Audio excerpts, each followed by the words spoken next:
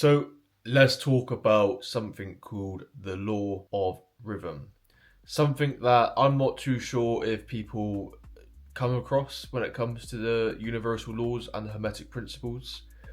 Something that I have heard of but not really known or understood the importance of the law of rhythm and its according laws like law of compensation, law of neutralization, and the law of mental transmutation.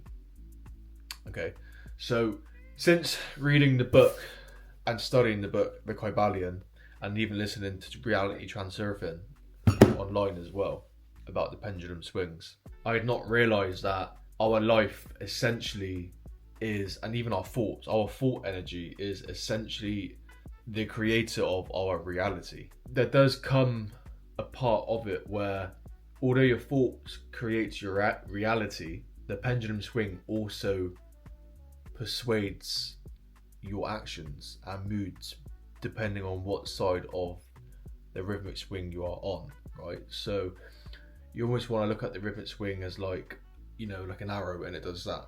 Okay, almost like a swing. And the reason why some people stay in negative loops or stay in positive loops, let's say, is simply because they get stuck in one end of the rhythmic swing, okay, due to the plane of consciousness that they're on, so either higher or lower. And after reading about the law of compensation, there was a study that the Hermetics practice and teach about normally if you were to have something, or for every gain there is a loss for the people who are on a lower consciousness plane, because they're in that negative feedback loop and they're just on a lower vibration as well. People on a lower plane of consciousness just don't have the deeper understanding or even mastery to take them out of that plane and raise themselves to a higher one so they can avoid the negative swings of the pendulum, right? Now this is where flow states come from. Now let's speak in a positive light of the law of rhythm, right? Because everyone has access to the laws. The laws are applied to your everyday life, whether you do it consciously or subconsciously. Let's speak about how we can capitalize and leverage them to our own advantage. First of all, you do need to study the laws and how you can sort of see them in your own life. Since understanding the pendulum swing, how the swing essentially goes from one pole to another, meaning one high plane to one low plane. You want to be on the higher plane of consciousness, right? Which is where your manifestations are, your higher vibrations and your higher frequencies also are. What I didn't realise was your moods, your flow states are all affected by the swing. Now you can manipulate your own emotions and moods and feelings, but you must know how to. You must just know. You can't just do it by accident or subconsciously. Like, you have to understand the laws and the practices behind it. And it's made me realise where flow states come from. So those flow states where one day you'll wake up and you're just, everything is going well.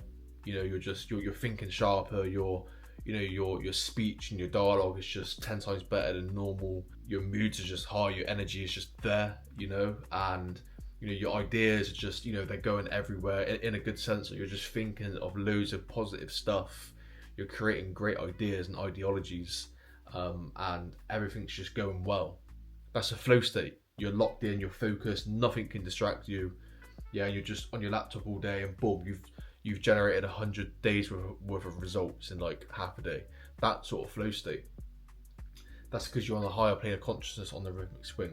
You get highs and lows, inflows and outflows, right? So if we talk in the sense of moods or drugs, when you're on a drug, you have a high, right? It's what they're called illegal or legal highs, okay?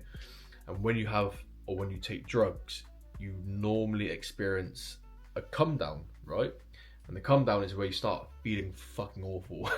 You feel shit, like depressed, down, want to like almost like throw yourself off a cliff, sort of bad, yeah?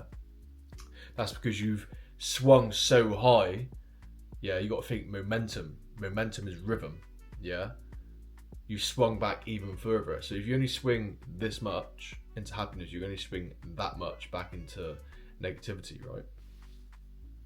So if you swing that much into positivity, you're going to swing the exact same via law of compensation, because it's balanced, yeah, that much into negativity. If you don't understand how that works, then you will obviously experience that, okay?